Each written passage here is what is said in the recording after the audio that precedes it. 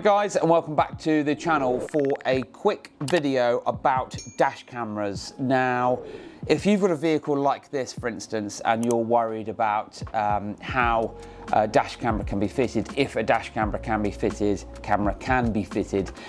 then fear not, because over the years we have fitted many front and rear dash cameras to many cars. Now, convertibles or hardtop convertibles can't have a rear camera, or you can have an external rear camera that's really bulbous and ugly. So we'll always say to you, look, if you've got a convertible, then it's front camera only. But for a vehicle like this, so this is a 2020 Jaguar I-Pace electric vehicle. Yes, it doesn't matter whether it's petrol, diesel, hybrid, electric, we can fit a dash camera to pretty much anything. It doesn't affect any issues within the car or create any issues in the car. Some vehicles are a real pain in the backside to fit front and rear cameras to. So what we do is we just show you a little bit about the back camera and how we fitted it, and then show you the front camera. We only sell Thinkware. We've been trading for 20 years. There's a lot of tat on the market, and there are other brands out there that are just interested in profit and box shifting. We only fit Thinkware because by and large it's a great bit of kit. It's refined once it's fitted in the vehicle, it's reliable, got some great features and functions, and most of the time we can offer 2 years warranty because the manufacturer care about customers and dealers. Anyway, join me at the back. I'll show you how we fitted the rear camera.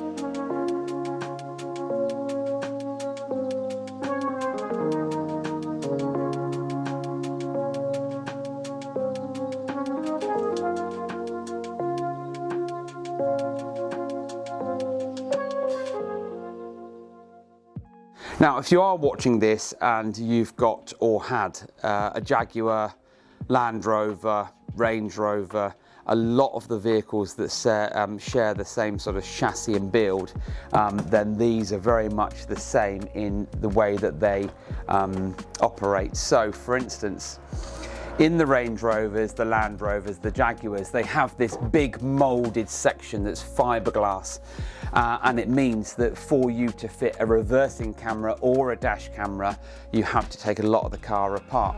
We've seen some absolute abominations of dash cameras come in here where they've stuck the rear camera on and just looped the cable underneath here. So when the boot lid is shut, the cable's just hanging down. I'm not going to mention a massive brand beginning with H, but that's the sort of install that they might do.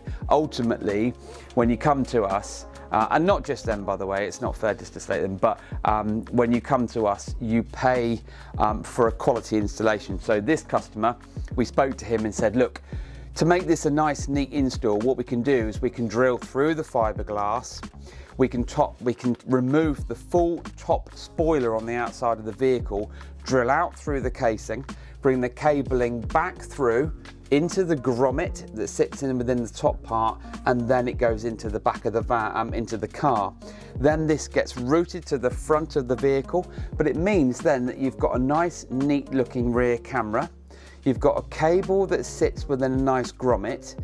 Anybody that says that's not professional, well, you're deluded, because this is a great bit of kit, all in nice and neat, and you haven't then got sticky mounts that come all the way along.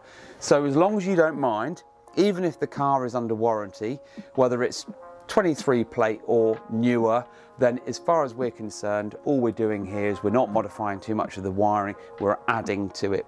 So that's the rear camera in and done and dusted, run through the grommet and then headed to the front of the car. So when you shut the boot or put anything in the boot, it's not going to affect anything and then cause a problem. And then you look in your rear view mirror and find your rear camera just hanging off. So that's the rear camera done.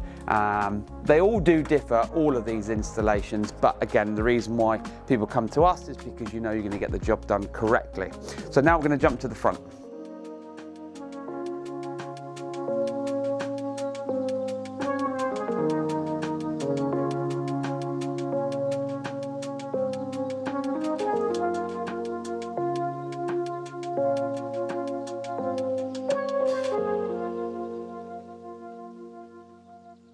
So starting from the back, obviously the camera, the cabling gets brought down to the front here.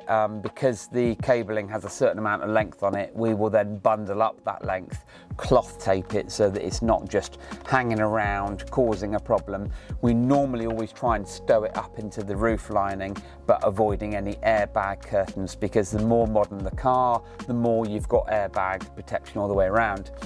Then what we do is we run the hardwire lead for the camera from the fuse board, and if we can't access the back of the fuse board, we'll use what we call piggybacks. So we can take a fuse out, we can pop the fuse holder back in with the fuse, so you're not invalidating any warranty, cutting any wires or adding any soldering.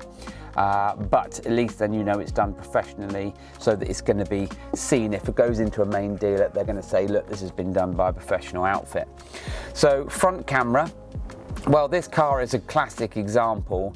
There's so much going on with behind rear view mirrors. Gone are the days that you've just got a rear view mirror. This has got a big binnacle here, a big housing that features probably the sensor for the auto lights and the auto wipers, a front camera for the radar, for the parking camera, for the cruise. There's so many different things that these have.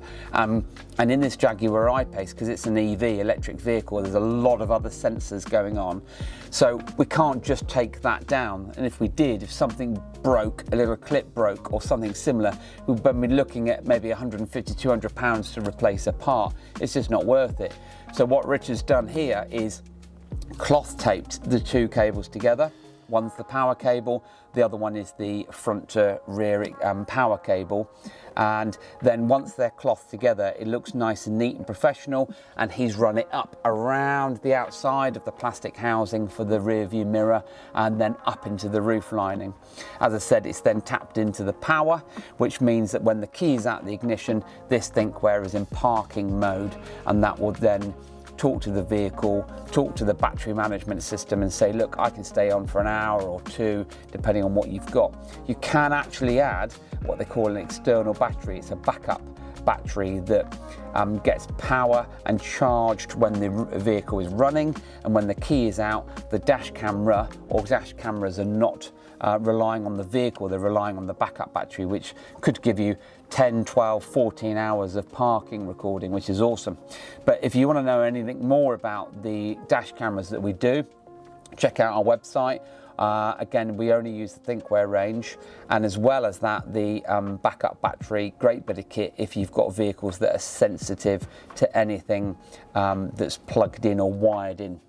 So this is just a basic guide to say, look guys, it doesn't matter how expensive your vehicle is, if you want to protect it from the other idiots on the road, front and rear camera or just a front camera, then get in touch with us. We can do it. We've probably already done it, and we've done cars from little Fiat 500s to Aston Martins, Ferraris, and all of the bigger cars like this as well.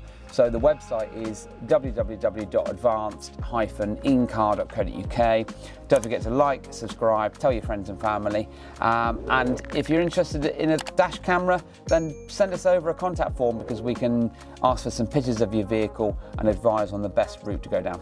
Thanks for watching.